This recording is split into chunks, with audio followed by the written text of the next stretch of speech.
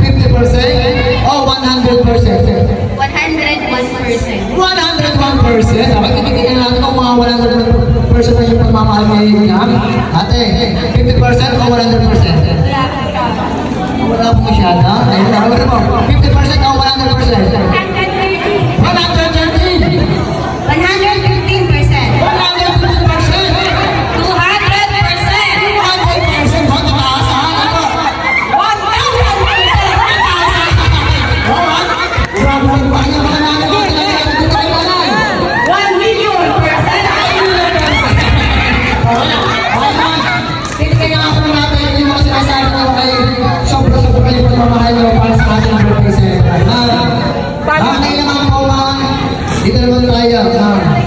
Kung kayo pa pipili ito po ng pet or bird or animal, nag-isa niyo po palagahan, ano po yun?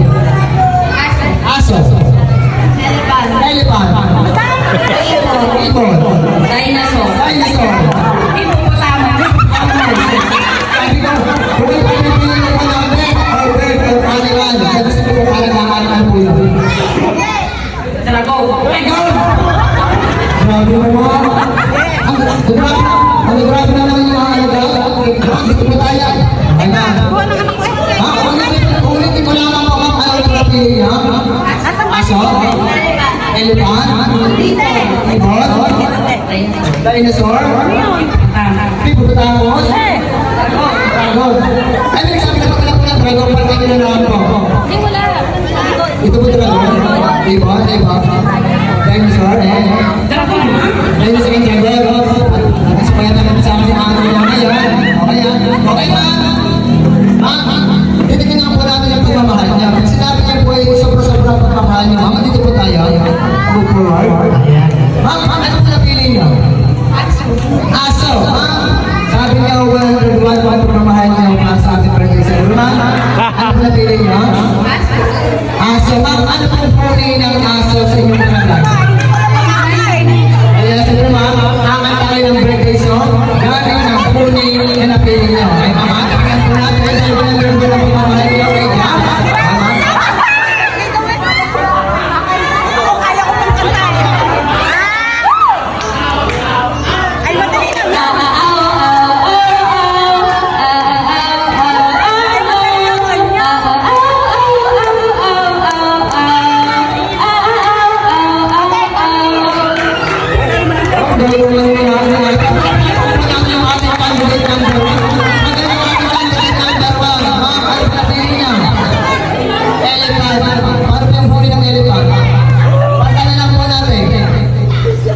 Gusto niyo po?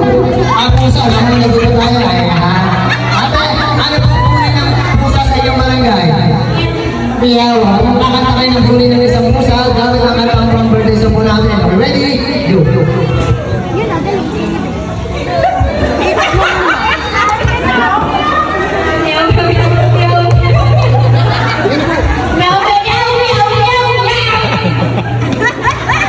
Alam, gusto niyo ang ating pusa, hindi managaling ang ating pusa dito. Okay? Kasi yung ating candidate number 3, ayun, dito po tayo, move forward po tayo. Ano po napili niya? Ibon. Anong huli ng ibon sa inyong barangay? Tweet. Tweet. Okay, kahit ano yung huli ng isang ibon, gamit ang katang ng birthday sa tunan.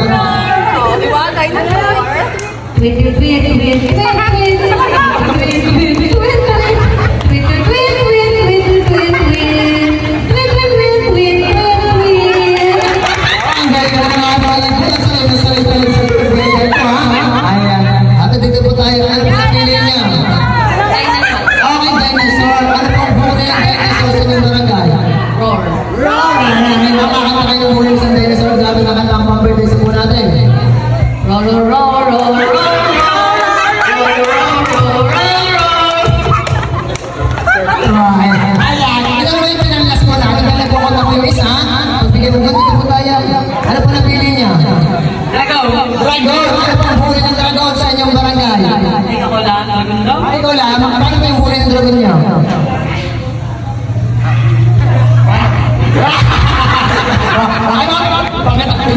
Tingnan nga mga pro natin paano yung huli ng isang huli kasi yung dragon. Ready?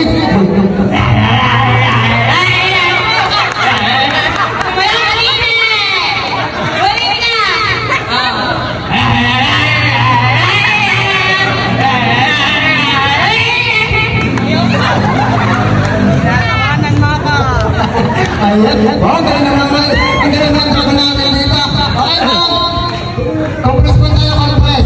Ito po ay finally na po. Ito po ay talaga po ay request po sa amin ni Mami.